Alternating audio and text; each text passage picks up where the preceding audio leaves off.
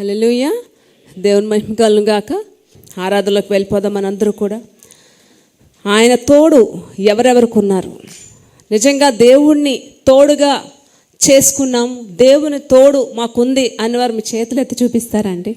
హల్లెలూయా. నిజంగానే చెప్తున్నారా?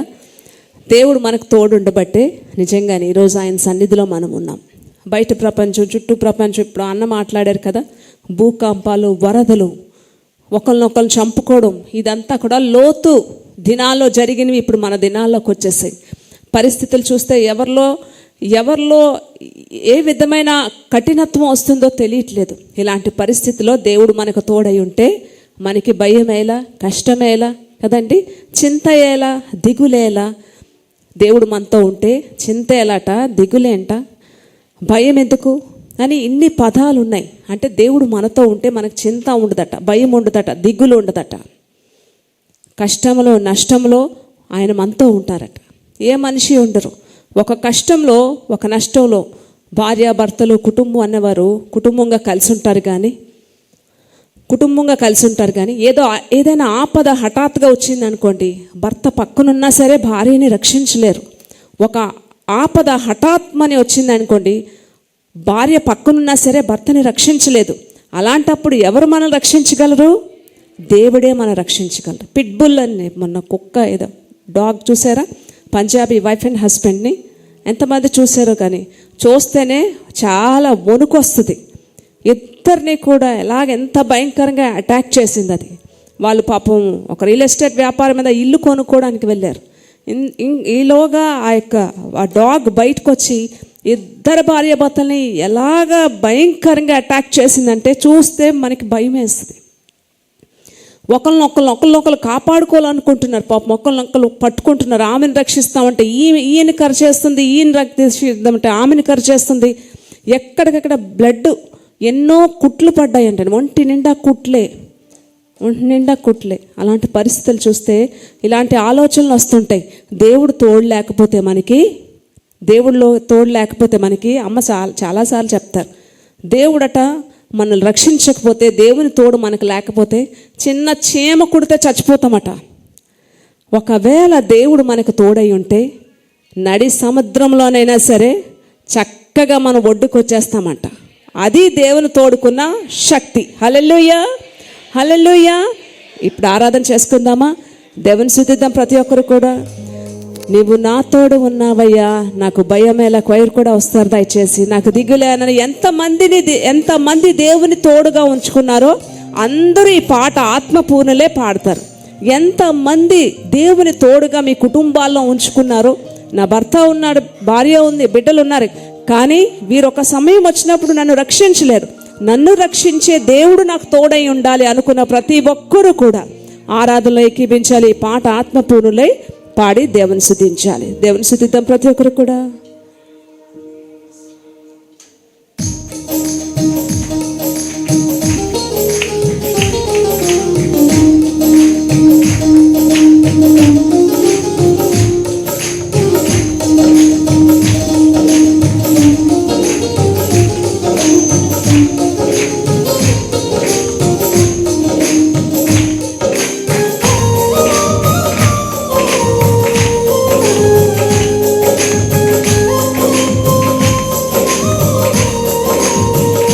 దేవుని తోడుగా చేసుకున్న ప్రతి ఒక్కరు కూడా ఈ పాట ద్వారా కూడా ఆయన తోడును కోరుకోవాలి ప్రతి ఒక్కరు.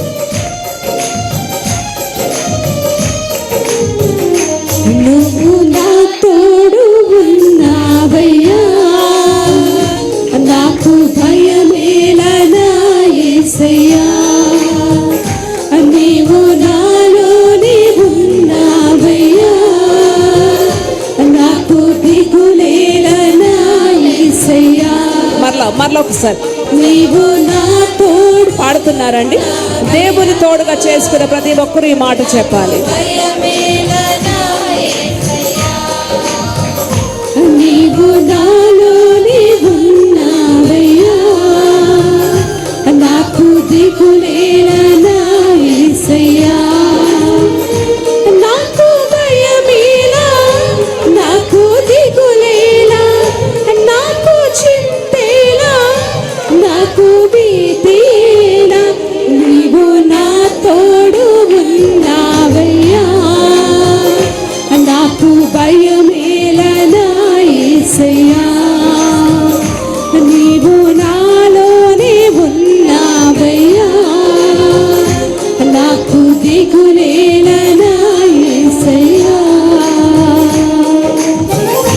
నష్టంలో నా తోడు, నా వేదనలో నా బాధల్లో నాకు తోడై ఉన్నావు. అడిగిన వారికి ఇచ్చే దేవుడు, ఎవరైతే నిన్ను వెతుకుతారో వారికి నువ్వు కనబడే దేవుడు అయ్యా. ప్రతి పాపాన్ని ఒప్పుకొని విడిచిపెట్టి చూడండి, బయట పరిస్థితులు చూసినప్పుడు దేవుడు నాకు తోడై లేకపోతే నా పరిస్థితి ఏంటని భయం మనకి రావాలి.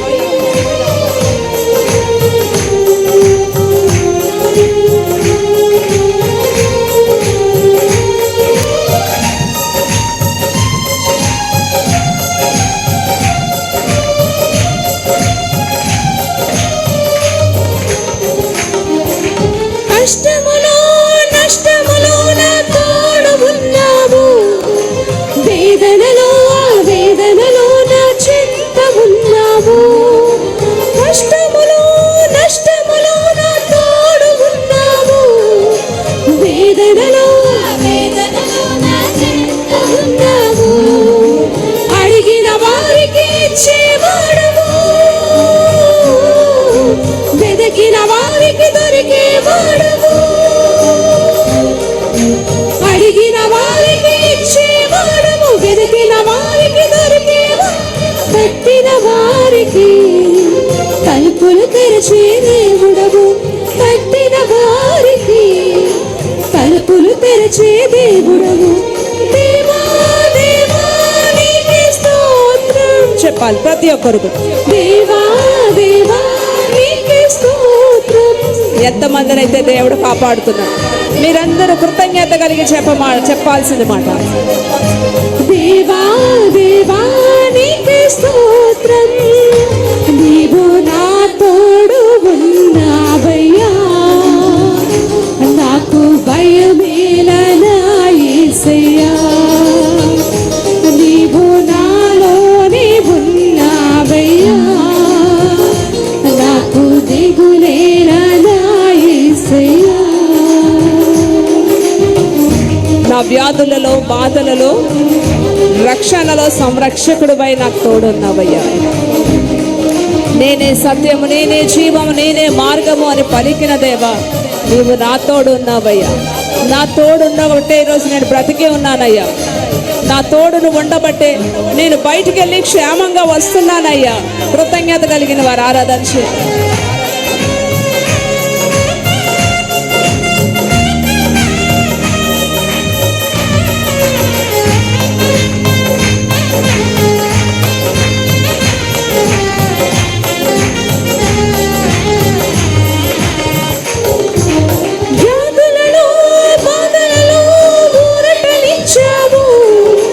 రక్షణలో సంరక్షకుడై ధైర్యము పంచావు.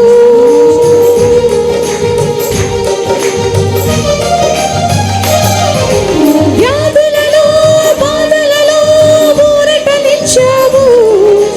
రక్షణలో సంరక్షకుడై ధైర్యము పంచావు. నేనే సత్యం అన్న దేవా, నేనే మార్గం అన్న దేవా, నేనే సత్యం అన్న దేవా, నేనే మార్గం, నేనే జీవము అని పలికిన దేవా, నేనే జీవము అని పలికిన దేవా. దేవా దేవా నీకే స్తోత్రం, దేవా దేవా నీకే స్తోత్రం, దేవా దేవా నీకే స్తోత్రం, దేవా దేవా నీకే స్తోత్రం. నీవు నా తోడు ఉన్నావయ్యా, నాకు భయమేలనా యేసయ్యా.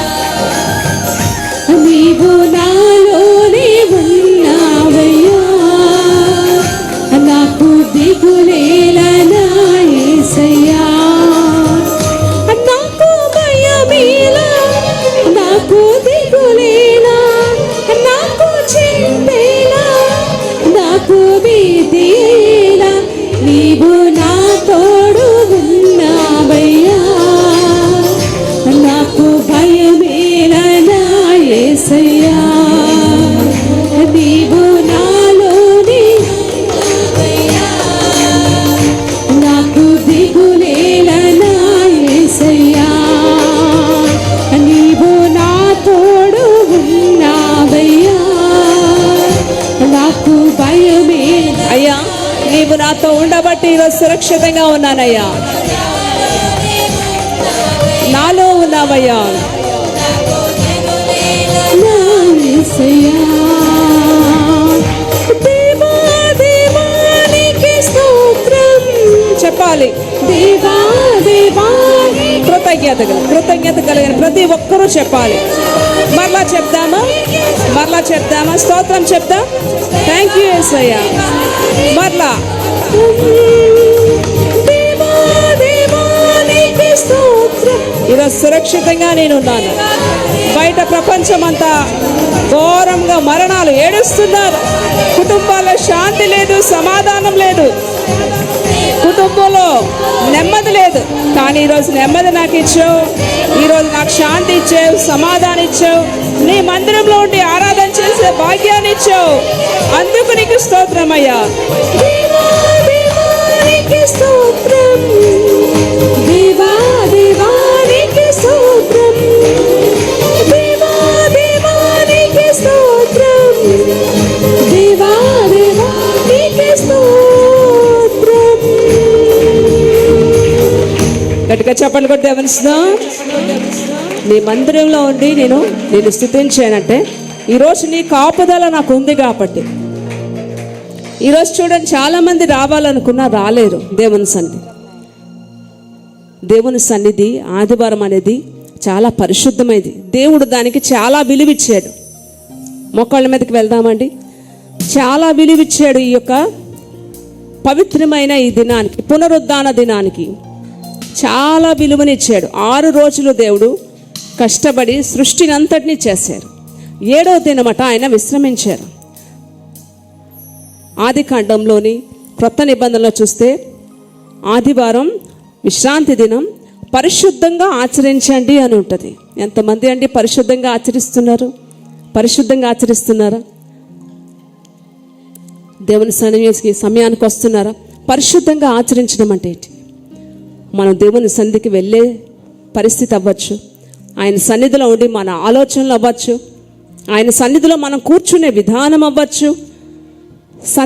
దేవుని సన్నిధిలో చాలా డిసిప్లైన్ ఉండాలి. ఆదివారం మరుముఖ్యంగా.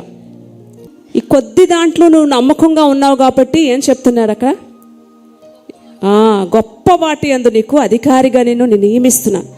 చిన్న దాంట్లో, కొద్ది దాంట్లో నమ్మకంగా ఉన్నావు, చిన్న దాంట్లో నువ్వు జాగ్రత్తగా ఉంటే పెద్దవి దేవుడు మనకి అప్పగిస్తాడు. చిన్న దాంట్లో నేను నమ్మకం లేకపోతే పెద్దవి ఎలా వస్తాయి? పెద్దవి ఎలా వస్తాయి? ఇచ్చింది ఏదైనా సరే జాగ్రత్తగా మీరు కాపాడుకోవాలి. దానివల్ల పెద్ద పోగొట్టుకుంటాం మనం. దేవుడు మన కోసం చిన్న త్యాగం చేశాడండి. చిన్న త్యాగం చేసుకున్నాడా? ఎంత పెద్ద త్యాగం చేశాడు ఆయన మన కోసం. ఎంత పెద్ద త్యాగం చేశాడు మన కోసం. మనం ఉండాల్సిన స్థానంలో ఆయన ఉన్నారు, మన ప్లేస్లో ఆయన ఉన్నారు. మనకు పడాల్సిన శిక్ష ఆయనకి పడింది. మన పాపం నిమిత్తం ఆయన తృణీకరింపబడ్డాడు. తృణీకరింపబడిన వాడిగా, వ్యసనాక్రాంతుడిగా,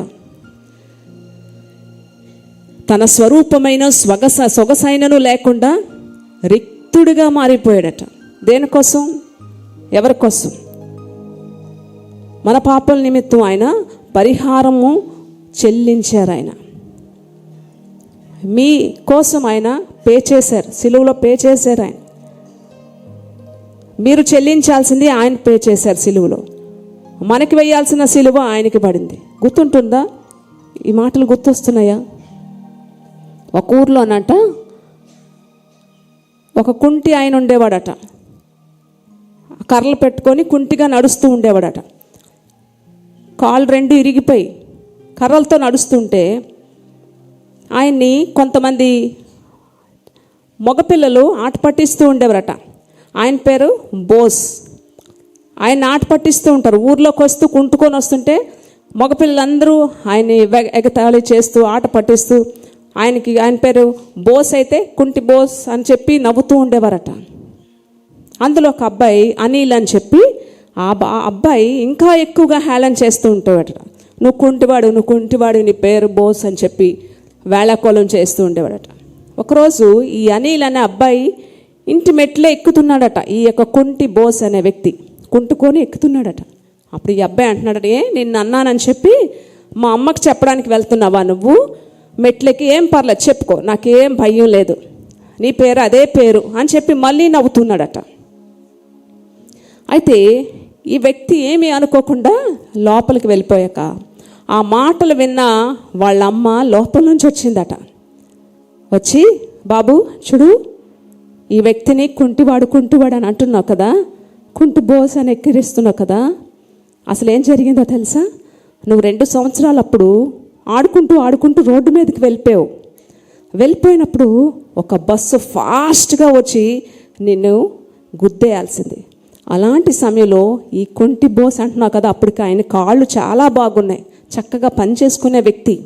ఆ వ్యక్తి నిన్ను చూసి పరిగెత్తుకొని వచ్చి నిన్ను రక్షించి ఆ బస్సు కింద తన 2 కాళ్ళు కూడా పోగొట్టుకున్నాడు. ఈ విషయం నీకు తెలుసా అంటే ఏడవడం మొదలుపెట్టాడట. అయ్యో, నా కోసం ఈ వ్యక్తి 2 కాళ్ళు పోగొట్టుకున్నాడా? నేను ఈ రోజు వరకు కూడా ఈ వ్యక్తిని ఎంతో హేళన చేస్తున్నాను, ఈ రోజు వరకు కూడా ఈ వ్యక్తిని నేను ఎన్నోసార్లు ఆట పట్టించాను, నా కోసం ఈ వ్యక్తి 2 కాళ్ళు పోగొట్టుకున్నాడా? ఈరోజు ఎవరి కోసమండి యేసు ప్రభు ప్రాణత్యాగం చేశారు? మన కోసం, నా కోసం, నీ కోసం, మీ కోసం, మన కోసం ఆయన ఆఖరి రక్తపు బొట్టు వరకు కూడా ఆయన చెల్లించారు. సిలువలో ఆయన పే చేశారు ఆయన. ఇది గుర్తుందా అండి మీకు? ఎంతమంది గుర్తుంది?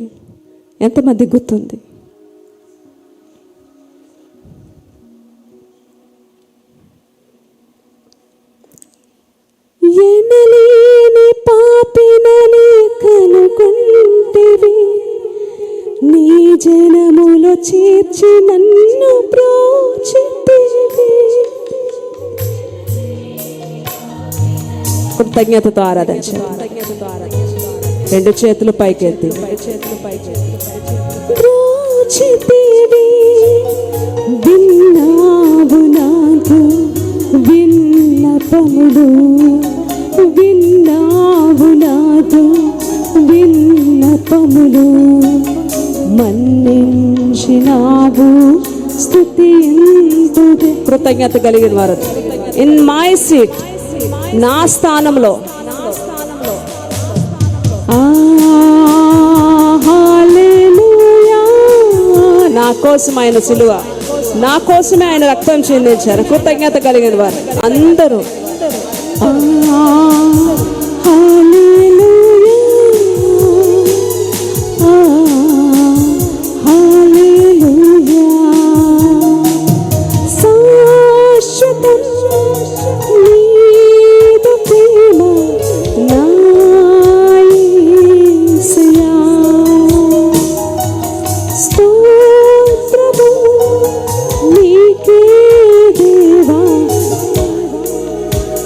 ఇన్నాళ్ళు కాచు మీదట కాపాడుతావయ్యా, ఇన్నాళ్ళు మమ్ము కాపాడినావు, నీ నీడలోని మమ్ము దాచినావు, ఎన్నాళ్ళు మమ్ము కాపాడినావు, నీ నీడలోని మమ్ము దాచినావు.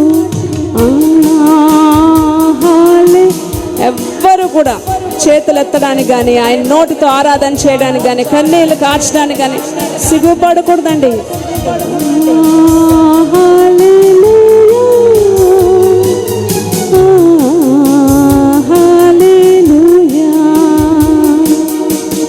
కన్నీటి లోయలు కృంగిపోయిన అనేక సార్లు ఎవరు నన్ను ఆదరిస్తారు, నా పరిస్థితులు ఎవరు చూస్తారు, ఎవరికి వెళ్ళి చెప్పుకోవాలి అనే సమయంలో కూడా నన్ను ఆదరించావయ్యా, నన్ను ఓదార్చావయ్యా, నా స్థితిగతులు మార్చావయ్యా. ఈరోజు నేను స్తుతించడానికి ఎందుకు నేను తలదించుకోవాలి?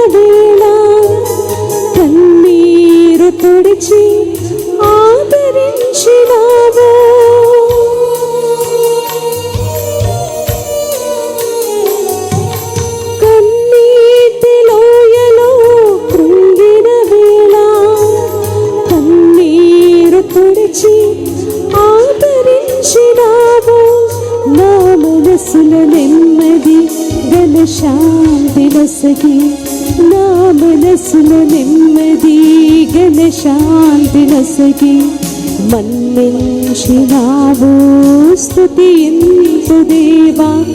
మన్ని చేతులెద్దామా ఆయన వైపు, స్తుతులు చెల్లిద్దాం. హల్లెలూయా, హల్లెలూయా, హల్లెలూయా, హల్లెలూయా. శాశ్వతం నీదు ప్రేమ నా యేసయ్యా. స్తోత్రము నీకే దేవా, అందుకోవయ్యా. ఎన్నాళ్ళు మమ్ము కాపాడినావు, నీ నీడ. ప్రతి గొంతు, ప్రతి గొంతు. ఎన్నాళ్ళు మమ్ము కాపాడినావు, నీ నీడలోని. ఆఖరిగా స్తుతులు చెల్లిద్దామండి. హల్లెలూయా, హల్లెలూయా, హల్లెలూయా, హల్లెలూయా. నా స్థానం, నా స్థానం, మీ స్థానం, మీ స్థానం ఆయనకిచ్చి ఆయన తీసుకున్నారు. ఆయన స్థానం మీకు ఇచ్చారు. మీ స్థానం ఆయన తీసుకున్నారు, ఆయన స్థానం మీకు ఇచ్చారు. అందుకే మీరు ఈరోజు బ్రతికి సురక్షితంగా ఉన్నారు. చాలామంది తెలుసుకోలేకపోతే ఇంకా పాపంలో జీవిస్తున్నారు, ఇంకా త్రాగుల్లో, ఇంకా వ్యసనాల్లో, లోకంలో పాపంలో మిళితమైపోయి ఇంకా జీవిస్తున్నారు. ఎందుకంటే మీ స్థానం ఇంకా ఆయన తీసుకోలేదేమో అనుకుంటున్నారు. మీ స్థానంలో ఇంకా మీరే ఉన్నారు, మీ పాపంలో మీరే ఉన్నారు. లోకం చూసారా ఎలా ఉందో, పరిస్థితులు ఎలా ఉన్నాయో, ఎంత దారుణంగా ఉన్నాయో చూస్తున్నారా బయట పరిస్థితులు. భార్యని భర్త నమ్మలేని పరిస్థితి, భర్తని భార్య నమ్మలేని పరిస్థితి, పిల్లల్ని నమ్మలేని పరిస్థితి ఈరోజు వచ్చింది. సొసైటీలో ఈరోజు కుటుంబాలని నమ్మలేని పరిస్థితికి వచ్చేసింది. ఇలాంటి పరిస్థితుల్లో మన కుటుంబాల్లో ఎవరుండాలండి? దేవుడు ఉండాలి. మీ కుటుంబాల్లో ఎవరుండాలి? దేవుడు ఉండాలి. ఎక్కడ తిరిగినా, ఎక్కడికి వెళ్ళినా సరే మీ తోడు దేవుడు ఉంటే ఎవ్వరూ మిమ్మల్ని ముట్టుకోరు. గట్టిగా చెప్పాలి కూడా గమనిస్తామండి. సమస్త మహిమ ఘనత ప్రభావములు ఆయనకే చెల్లిని గాక. ప్రత్యేకంగా ఈ దినం ఎవరితోనైనా మాట్లాడితే రెండు చేతులు పైకెత్తి దేవుని ఆరాధన చేయగలరా? ప్రార్థన చేస్తారా?